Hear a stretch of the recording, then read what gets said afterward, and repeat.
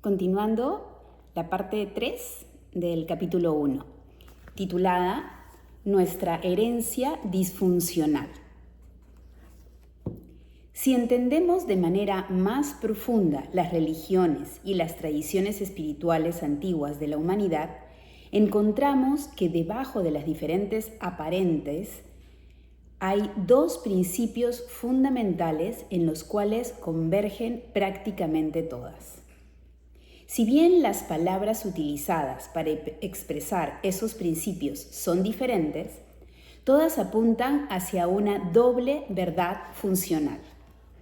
La primera parte de esa verdad es el reconocimiento de que el estado mental, entre comillas, normal, de la mayoría de los seres humanos contiene un elemento fuerte de disfunción o locura. Son quizás algunas de las enseñanzas centrales del hinduismo, las que más se acercan a ver esa disfunción como una forma de enfermedad mental colectiva. La denominan Maya, el velo de la ilusión. Ramana Maharshi, uno de los grandes sabios de la India, afirma claramente que la mente es Maya, que la mente es una ilusión. El budismo utiliza términos diferentes. Para Buda, la mente humana en su estado normal genera dukkha, vocablo que puede traducirse como sufrimiento, descontento o simplemente desdicha. A donde quiera que vamos, en cualquier cosa que hacemos, dice Buda, tropezamos con dukkha, el descontento o la dicha, que termina manifestándose en todas las situaciones tarde o temprano. Según las enseñanzas cristianas, el estado colectivo normal de la humanidad es el del pecado original. La palabra pecado ha sido mal comprendida y mal interpretada. Traducida literalmente del griego antiguo, idioma en el cual se escribió el Nuevo Testamento, pecar significa errar el blanco, como el arquero que no clava la flecha en la diana. Por consiguiente, significa no dar en el blanco de la existencia humana. Importantísimo saber del origen de la palabra pecado. Es errar o fallar al momento de tirar al blanco. Significa vivir torpe y ciegamente, sufriendo y causando sufrimiento.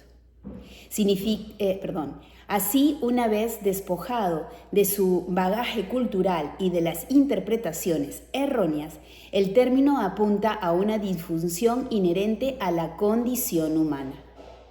Los logros de la humanidad son impresionantes e innegables. Hemos creado obras sublimes en la música, la literatura, la pintura, la arquitectura y la escultura. En épocas recientes, la ciencia y la tecnología han provocado cambios radicales para nuestra forma de vida y nos han permitido hacer y crear cosas que habrían parecido prodigiosas apenas hace 200 años. No hay duda de que la mente humana es enorme. Sin embargo, esa misma inteligencia está tocada de locura. Locura, entiéndase como todas las historias que va creando la mente, ¿no? Es una manera anecdótica de decirle a la mente, a este mono saltarín. La ciencia y la tecnología han amplificado el impacto destructivo ejercido por la disfunción de la mente humana sobre el planeta, sobre otras formas de vida y sobre los mismos seres humanos. Es por eso que la historia del siglo XX es la que permite reconocer más claramente esa locura colectiva.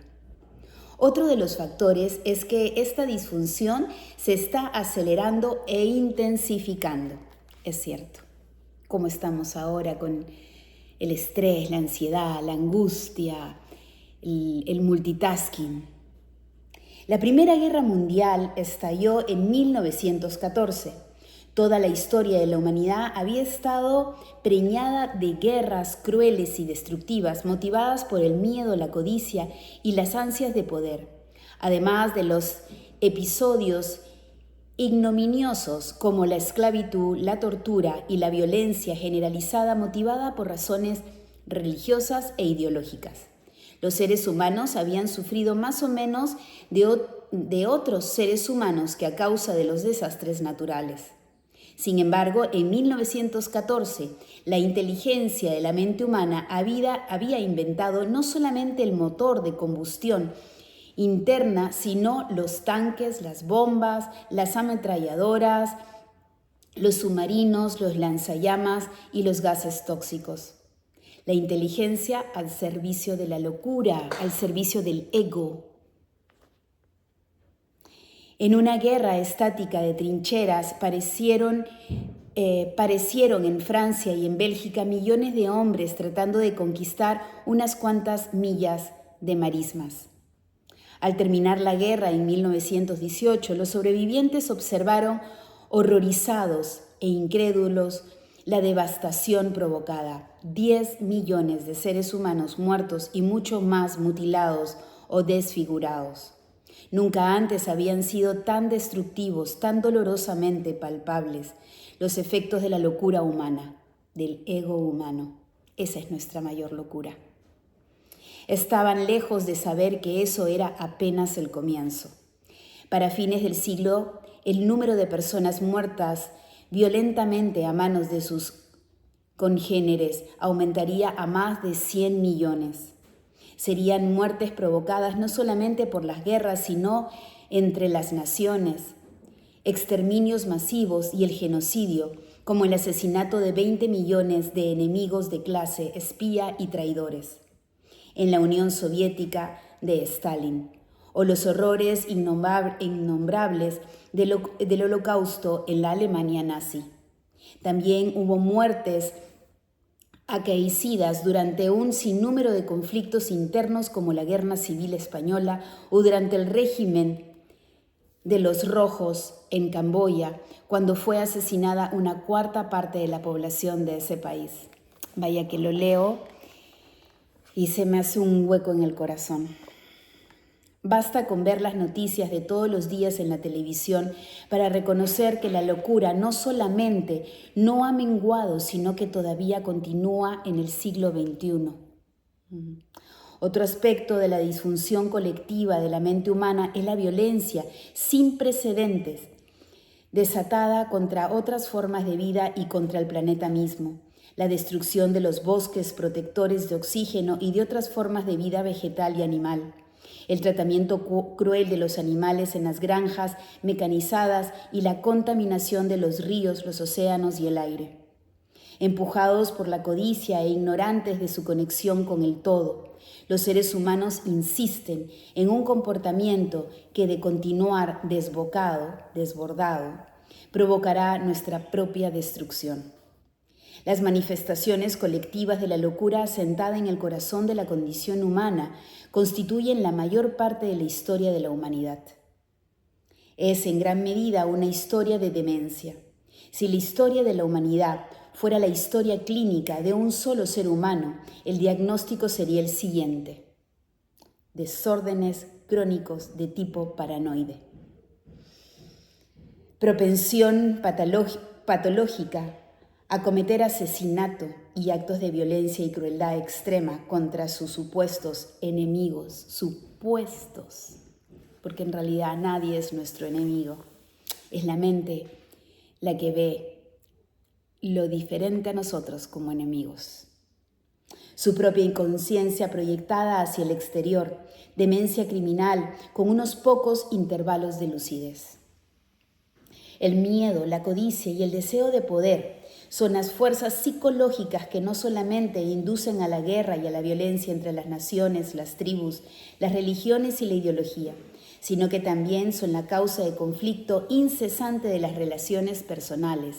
Aquí ya nos atañe de manera particular.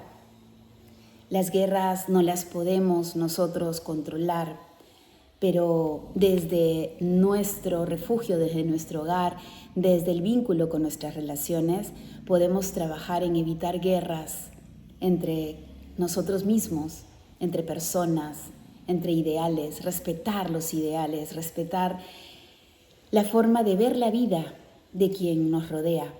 No necesitamos imponer nuestras formas para llevarnos bien con quienes nos acompañan. Hacen que tengamos una percepción distorsionada de nosotros mismos y de los demás. A través de ellas interpretamos equivocadamente todas las situaciones, llegando a actuaciones descarriadas, encaminadas a eliminar el miedo y satisfacer la necesidad de tener más, el abismo sin fondo que no se llena nunca. Y aquí es con el ego, ¿no? El ego siempre quiere tener la razón y nunca dejará de desear tener la razón. Sin embargo, es importante reconocer que el miedo, la codicia y el deseo de poder no son la disfunción de la que venimos hablando, sino que son producto de esa disfunción, es producto de la mente. La disfunción realmente es un delirio colectivo profundamente arraigado dentro de la mente de cada ser humano. Son varias las enseñanzas espirituales que nos aconsejan deshacernos del miedo y del deseo, pero esas prácticas espirituales por lo general no surten efecto porque no atacan la raíz de la disfunción. El miedo, la codicia y el deseo de poder no son los factores causales últimos, claro, son la consecuencia. Si bien el anhelo de mejorar y de ser buenos es un propósito elevado y encomiable, es un empeño condenado al fracaso a menos de que haya un cambio de conciencia. Esto se debe a que sigue siendo parte de la misma disfunción, una forma más sutil y enrarecida de superación, un deseo de alcanzar algo más y de fortalecer nuestra identidad conceptual, nuestra propia imagen. No podemos llegar a ser buenos esforzándonos por serlo, sino encontrando la bondad que mora en nosotros para dejarla salir. La transformación, los cambios, no vienen desde la mente, vienen desde el corazón. Pero ella podrá aflorar únicamente si se produce un cambio fundamental en el estado de conciencia. La conciencia no está en la mente, la conciencia está en el alma, en el corazón, en el espíritu. La historia del comunismo, inspirado originalmente en ideas nobles, ilustra claramente lo que sucede cuando las personas tratan de cambiar la realidad externa, de crear una nueva tierra sin un cambio previo de su realidad interior, de su estado de conciencia. Hacen planes sin tomar en cuenta la impronta de disfunción que todos los seres humanos llevamos dentro, el ego. Nuestra herencia disfuncional, entendiéndose disfuncional por aquella acción, aquello que hacemos, inclusive que pensamos, que está alejado de lo real, de lo real, de la esencia, del espíritu. No quiero decir de lo correcto, porque podría entrar a polémica, ¿qué es lo correcto? Pero la disfunción que tiene la mente de acercarnos a lo esencial, la esencia, el espíritu. Y es cuando conectamos con esa esencia, con ese espíritu, que nos encaminamos hacia nuestra verdad, hacia nuestro origen, hacia esta nueva tierra.